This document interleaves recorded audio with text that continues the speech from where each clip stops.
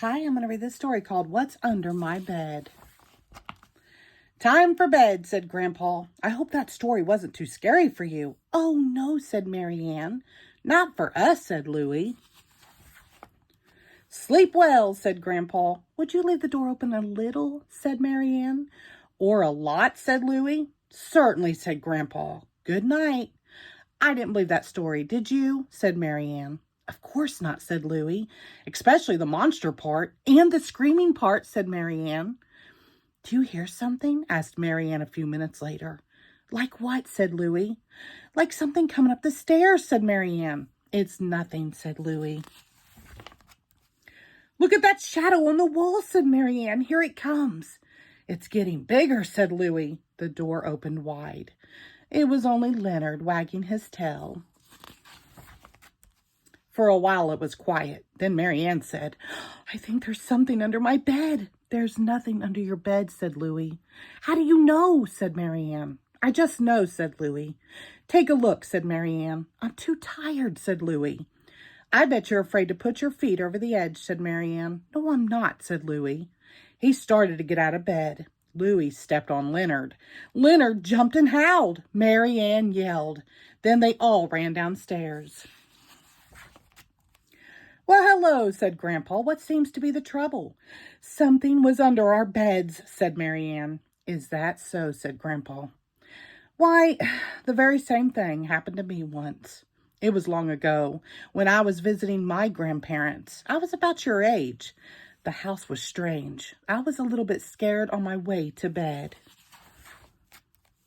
As I went up the stairs, glittery eyes stared at me through the window.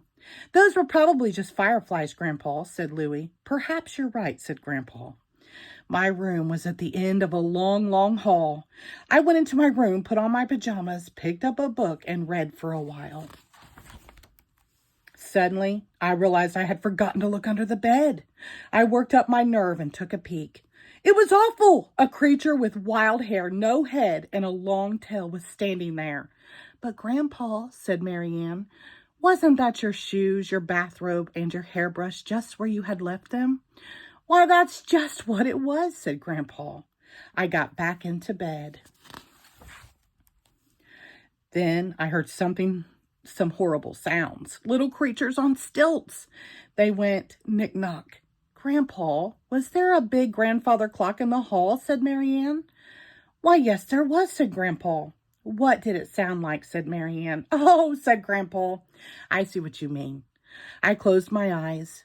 A huge and terrible bird flew in. I could feel its feathers on my face. Probably not a big bird, Grandpa, said Louie. No, said Grandpa. Then what could it have been? A few moths, said Louie. Just what it was, said Grandpa. But then outside my window I heard pirates fighting with swords, clash, clash. Probably some cats jumping on garbage cans, said Mary Ann. Probably, said Grandpa. Then the bats came in. I could hear them fluttering all around me. Wait, said Louie. Yes, said Grandpa. Could it have been the wind fluttering the pages of your book, said Louie. Not only could it have been, said Grandpa, it was.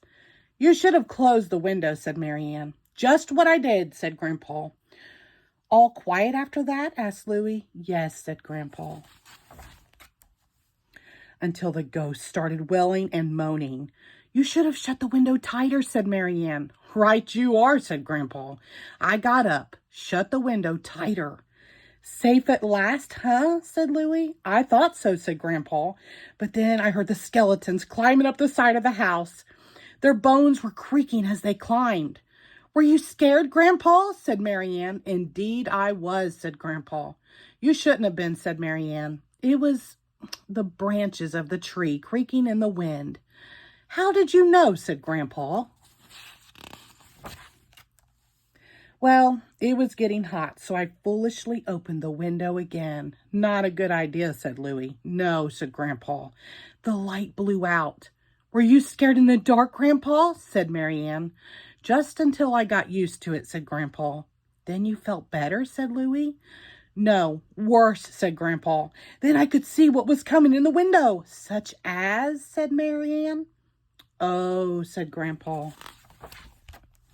Goblins, witches, spiders, giants, monsters, dragons, slitherers, creepers, leeches that wriggled, witches that giggled, peaches that screeched, creatures that reached and pinched and poked, nibbled and dribbled, snapped and stomped and squished.